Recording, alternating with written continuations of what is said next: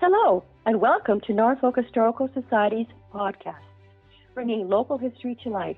I am Michelle Grant, President, and I know that you will enjoy listening to our members and guests talk about their favorite Norfolk County history moments. Please follow us on Twitter and Facebook, or contact us at info@norfolkhistoricalsociety.ca. Donations are welcome to help us to continue with our preservation of Norfolk County history. Enjoy. I'm here with Mike McDonnell from the Waterford and Townsend Historical Society to learn about the history of railways in Waterford and Townsend. Waterford is a fairly small town these days, but how busy were the railways in Waterford at their peak? Hi, Kate, and thanks for having me on the program. It's said that at one time, up to 120 trains a day passed through Waterford. That's a train every 12 minutes. The figure seems incredible, impossible even, but Waterford was once an integral part of the global economy. Wow. Can you give us a bit of background history as to how Waterford was developed and how it became such an important part of the railway system at the time? Sure. Settlement in Townsend Township began around 1794, largely with an influx of United Empire Loyalists in the aftermath of the Revolutionary War in the U.S. A saw and grist mill was soon operating on Nanaco Creek, where an old First Nations trail forded the water. Over the years, the community was known as Sales Mills, Sovereigns Mills, and Loadersville, ultimately settling on the name Waterford when a post office was opened around 1826.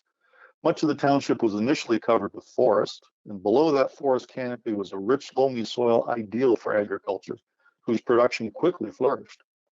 The first railroad built in Townsend Township was the Great Western Air Line in 1853. This line crossed the southern part of the township in the 14th concession. The American-owned line ran from Detroit to Buffalo and was called the Air Line because it went in as straight a line as possible, bypassing most towns. The owners wanted to move goods as quickly as they could from the American Midwest to the Erie Canal for transport down to the port of New York, and there was no interest in serving Canadian towns. Now, when you say there was no interest in serving Canadian towns, is there any documentation of how local people felt about trains constantly rumbling through? Well, it's a funny thing, Keith. When you live close to something like a railway, it just becomes part of the background. I grew up quite close to a rail line, and to this day, I don't hear trains when they're passing by. You just get used to the noise. I'm certain some people in Waterford didn't like the racket, but once it was there, it took 100 years to go away. And the benefits to the town were significant and impossible to deny. When did the railway first come to Waterford itself? That was in 1872 when the Canada Southern Railway, the CSR, was completed through Waterford. It was built to compete with the airline, but also to provide passenger and freight service to both rural and urban communities. It was described by the Waterford Star newspaper as running its trains faster than any railroad on the continent, which might have been a little hyperbole, but that never hurts. The company may have run its trains fast, but by 1878, it also run into financial problems, as many railroads did in those days. They were kind of the dot-coms of their time. It was taken over by the Michigan Central Railway, and several American and Canadian railroad companies controlled the line over the years, including the New York Central, the Penn Central, and eventually the CPR and the CNR. Despite the seemingly constant changes in ownership, the line was always referred to in the railroad business as CASO, C-A-S-O, Canada Southern. The Canada Southern stretched across southwestern Ontario from Windsor to Fort Erie as part of a transportation corridor that linked the states of Michigan and New York and beyond. It was only 3 years after the completion of the Transcontinental Union Pacific Railway in the U.S. and 13 years before the last spike was driven for the CPR here in Canada. That is quite the railway line. How did people feel about it at the time? Well, in a letter to the editor of the Waterford Star in 1887, the writer wrote, "Until the building of the Canada Southern, Waterford was but a country four corners." So a wide spot in the road, basically. The writer went on to itemize the benefits to the community: low freight rates, rapid transit for goods, for the farmer, good market for all of his products, and it will give employment to a number of men. Prior to this, the only mode of travel was by foot, horse, or believe it or not, a stagecoach that apparently ran through the area. Connectivity made a huge difference, and we see the need for better mass transportation connectivity in Haldimand, Norfolk even today. What other industries grew as a ripple effect of this development? Well, there was quite a number of them, actually. In the late 1880s, the Brantford, Waterloo, and Lake Erie line was built running north and south with a terminus at Waterford. It later became the well-known Toronto, Hamilton, and Buffalo Railroad, the TH&B. Once the railways came, the local economy changed quickly and dramatically. Local manufacturing facilities grew. The Bowlby Canning Factory canned local fruits and vegetables and shipped them all over North America and even to Europe. The Dominion Telephone Company made, you guessed it, telephones. The Green Brothers Royce Reaper farm machinery plant made all kinds of machinery for farmers. And the Penman's Textile Mill, which operated under various names for years and years, up until the 1980s, those were but a few of the local factories that produced goods for markets far from Norfolk County. The town was incorporated in 1878 with a population of approximately 1,100 people. Much of Townsend Township remained heavily forested into the 20th century. Local farmers provided wood for railway ties and fuel for the steam locomotives until they changed to coal. Countless tons of the gravel used for constructing rail beds came from the McMichael farm just west of town. It was not ideal farmland to begin with and was quickly stripped of the surface stone to grade the line and ballast the rails. The farm was located in the area of what is now the conservation area on Mechanic Street. This was the beginning of the sand and gravel industry in Waterford. Most of the Waterford ponds are creations of below-grade harvesting of sand and gravel. Many local men were employed by section crews that patrolled the line constantly, replacing ties, tightening rails, checking for obstructions, cutting weeds, and removing snow and ice in the winter. They either walked up to 22 miles each shift, which must have been all kinds of fun in the dead of winter, or they used hand cars, those teeter-totter type little cars that two guys get on, and you see them in the movies sometimes. At one time, there was a regular train that traveled from Chicago to New York City. This train, called the Wolverine, because it traveled across the state of Michigan, the Wolverine state, had a scheduled stop in Waterford to allow supplies to be brought on and passengers to get off so they could board a train on the TH&B line to go to Hamilton or Toronto. It didn't take the local kids long to figure out that this could be a source of riches for them.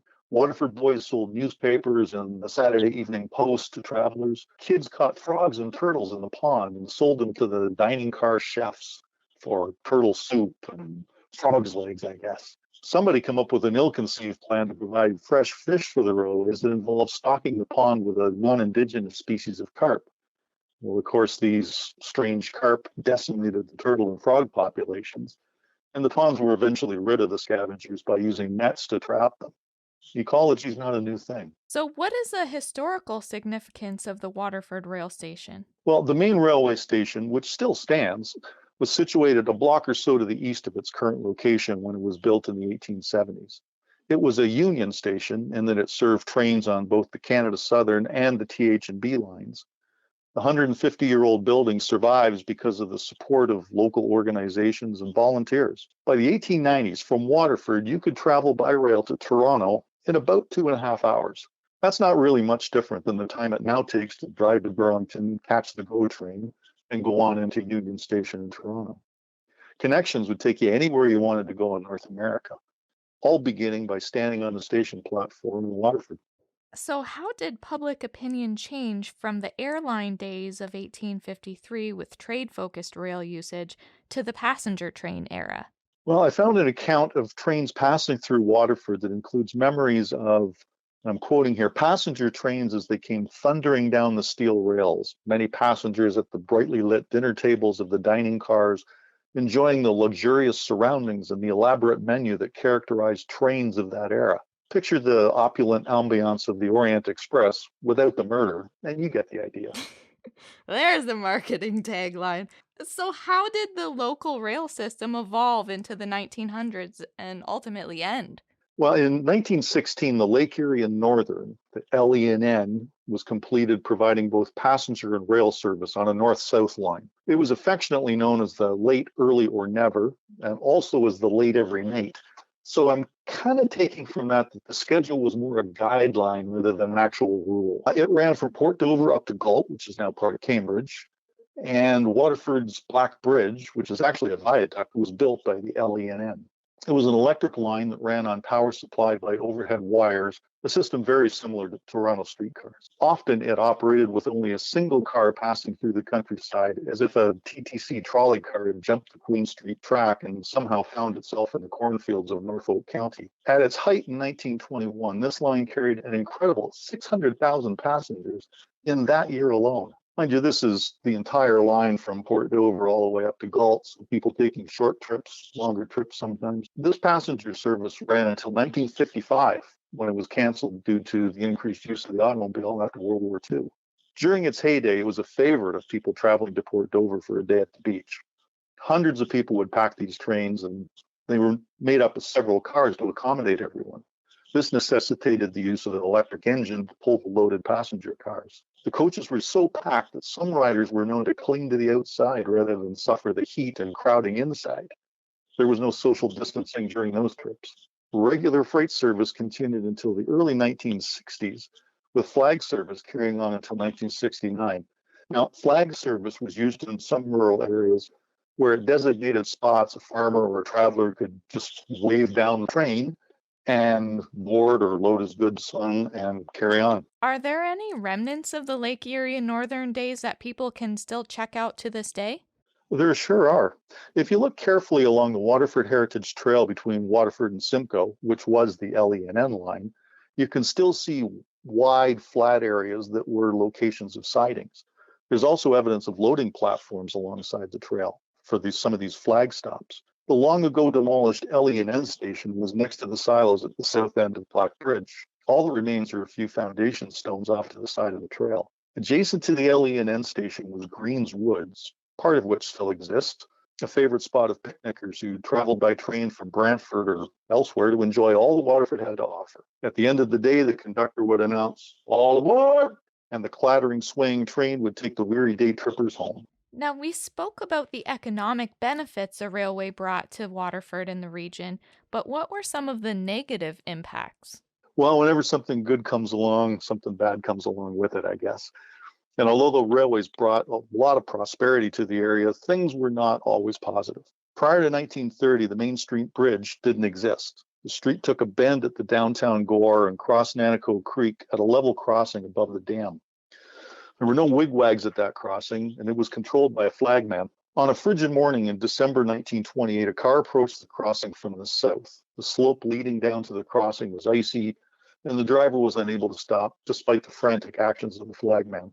The car collided with a passing train, killing an entire family named Wood. Parents and their 3 young girls, including an 8-month-old baby, all died in this tragic incident. Within 2 years, the old mill was demolished to make way for the construction of the first Main Street Bridge. The mill was a large stone structure on the north side of the creek that stood at a spot that is now underneath the existing bridge. All that remains are the stone walls of the mill race below the dam. And of course, as you can imagine, the railway attracted some unsavory characters as well. In 1879, Michael Donnelly, from the notorious Black Donnelly clan from Lucan, north of London, was working as a brakeman for the CSR. One evening, he was in the commercial hotel in Waterford when he got into a drunken argument about dogfighting, of all things, with a local man. The disagreement turned physical and ended with Donnelly being stabbed to death by this man. He was eventually sentenced for manslaughter to 5 years in the Kingston Penitentiary. That's terrible. With multiple railroads running through Waterford, how did they manage the traffic? Well, with this 120 trains a day, it must have been quite an undertaking. And I guess that's where schedules become so important when you're running a rail line, because you can't have 2 trains on the same track. After the building of the LE&N, Waterford was the junction point of 3 railroads, the LE&N, the TH&B, and the Queso line, the Canada Southern. An intricate intersection of switches and track alignments was built at the west end of the mill pond, passing beneath Black Bridge. This allowed trains to transfer from one rail line to another to head in a different direction. Trains could even be turned around to travel the opposite direction on the same line. Viewed from the north, the intersection appears as a Y shape with bridges on both arms spanning the Waterford ponds. These bridges were removed in the 1990s when the track beds were torn up. And this whole Y intersection is now part of the Shadow Lake Trail here in Waterford. The West Bridge was replaced by the Waterford Heritage Trail and the Shadow Lake Trail Group some years ago, using a repurposed bridge from Haldimand County. The East Gap, as it became known, still is in need of a bridge to complete the Shadow Lake Trail Loop. A fundraising effort is currently underway to purchase and install a bridge at this location to bridge the gap, which is the name of the effort. Water has always been important to any civilization, and Waterford is well known for the Waterford Ponds. What role did the Waterford Ponds play in sustaining the railway system? I'm willing to bet the ponds were an important consideration in locating the rail yards in Waterford in the first place. The building of the mill in the late 1700s had created a pond, a mill pond, and that was the first of Waterford's well-known recreational ponds, and it's now known as Shadow Lake. The pond was right next to the tracks, ideally situated for supplying the endless demands for water by the railway. Early on, the owners of the mill held the water rights for the pond, and they were paid for the water used by the railroads. Those rights later passed on to the municipality. Those old steam locomotives needed a lot of water to operate.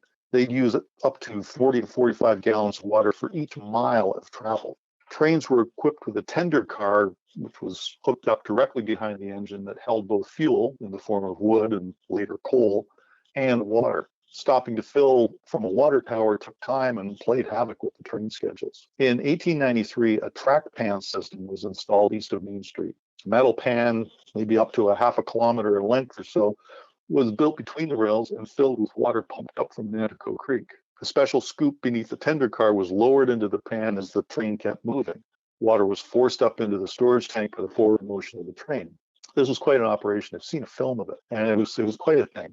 Water sprayed violently in every direction during this operation with such force that a center fence was needed to protect oncoming trains. And there was concrete pads, like big patio slabs on the sides of the tracks to prevent erosion. Imagine the stress on the moving parts of the tender car as the scoop was lowered down into the track pans. Many men were employed during the cold months to keep the tracks clear of the thick ice that formed on and alongside the tracks with all this water spraying every which way. Not a fun job. I would not be signing up for that. Now, could you tell us a bit more about what Waterford was like during its railway heyday versus today? Sure. Busy rail yards stretched for about 4 kilometers from well east of Main Street to where the conservation area is now located. The area was filled with main lines, sidings, coal hoppers, water towers, maintenance sheds, warehouses, stockyards for cattle and hogs, and train cars of all descriptions waiting to be hauled to their destination. During the winter, up to 200 men were employed cutting huge blocks of thick ice from the ponds and packing it in straw in specially constructed warehouses in the rail yard. The ice was used year-round in railway refrigerator cars, refrigerated storage sheds in the rail yards, and by the inhabitants of Waterford. This, of course, was in the days before everybody had a refrigerator. The railway station also housed the telegraph office. Important news from around the world first reached Waterford by telegraph, including such notable events as the sinking of the Titanic and the wars. Local sports fans would crowd around the telegraph office to hear the results of World Series and Stanley Cup games. At one time, Alice Street didn't exist. The entire area was filled with railway sidings and buildings. A muddy path led from the train station to Main Street. One day, a newly married couple arrived on the train to take up residence in Waterford. Made aware that the bride didn't wish to slog her way through the mud, the conductor had the engineer back up the train to Main Street, where there was a wooden sidewalk led from the crossing up to the downtown. Customer service like that doesn't happen very often these days. In our modern times, transport trucks are on the highways night and day, taking you name it to wherever. And everybody has a car, but countless tons of goods are still transported by rail.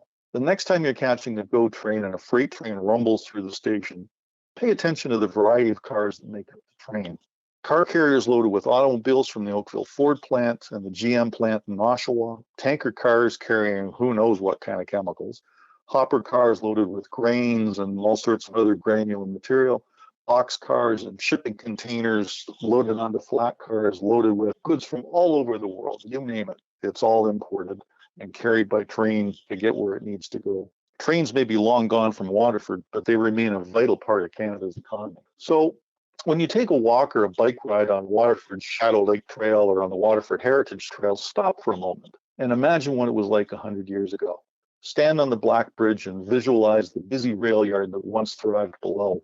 Imagine the crashing sound of the train cars being coupled. Picture what, for all the world, looked like a streetcar trundling across the Black Bridge, loaded with happy people heading home after a day of sun at Port Dover Beach. Waterford indeed played an important role in the history of Canadian railways. Thank you so much, Mike, for this interesting history lesson about Waterford and Townsend. So, where can people go to learn more or to help preserve the history of the Waterford and Townsend rail system? Well, there's several organizations and lots of volunteers who are working hard to maintain awareness of local history and to improve the rail trail system. Information can be found on the Waterford and Townsend Historical Society at their website at wths.weebly.com. The Shadow Lake and Waterford Heritage Trail Committee has a website called Waterford Trails and Ponds, that's all one word, .ca. And the Waterford Heritage and Agriculture Museum has a website at waterfordmuseum.ca.